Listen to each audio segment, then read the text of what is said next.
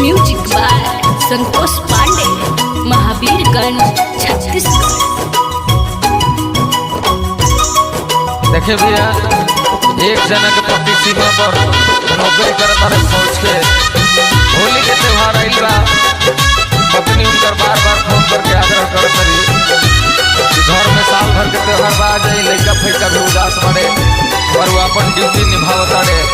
आवत नहीं क्षण बरसों बीत गई बा, का कहत रही कोना भाव में 12 महीनवा बीतल जोहते असरवा हो फगुनो बीतिका, हो फगुनो बीतिका। 12 महीनवा बीतल जोहते असरवा हो फगुनो बीतिका, हो फगुनो बीतिका।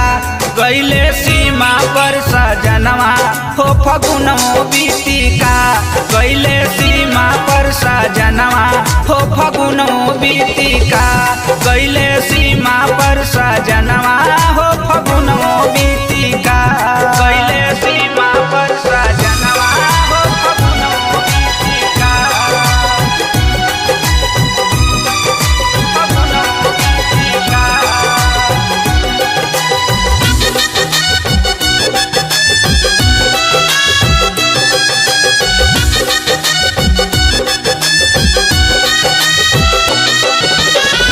छोटू कहे पापा बेटी भी बोलावेली, तब नहीं अइले तब नावा लगावेली, नावा लगावेली।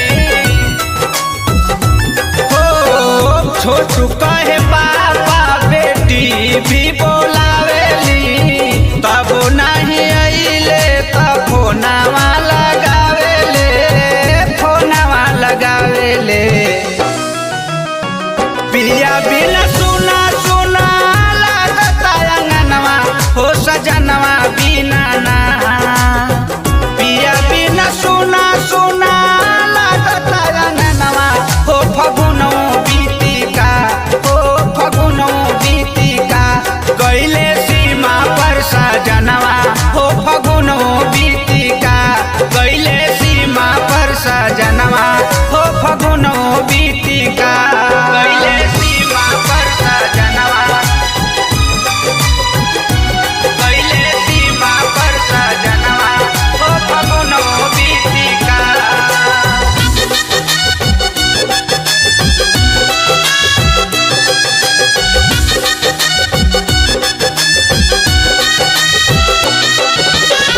रात दिन याद आवे तड़पेला मनावा, आवेला नींद नहीं तरसे नया नवा, आवेला नींद नहीं तरसे नया नवा। रात दिन याद आवे तड़पेला मनावा, आवेला नींद नहीं तरसे नया नवा, तरसे नया नवा।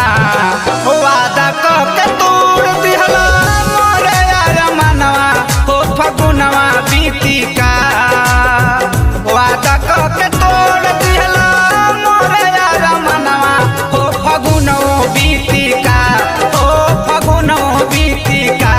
गईले सीमा पर सजनवा हो फगुनो बीतिका, गईले सीमा पर सजनवा हो फगुनो बीतिका, गईले सीमा पर सजनवा हो फगुनो बीतिका।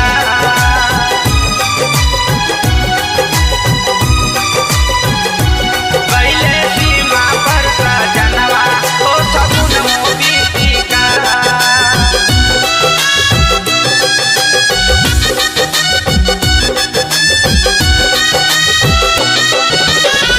दया विकास पांडे धीरज धरावेले, देशवा से बढ़ के नहीं होली ह बतावेले, देशवा से बढ़ के नहीं होली ह बतावेले।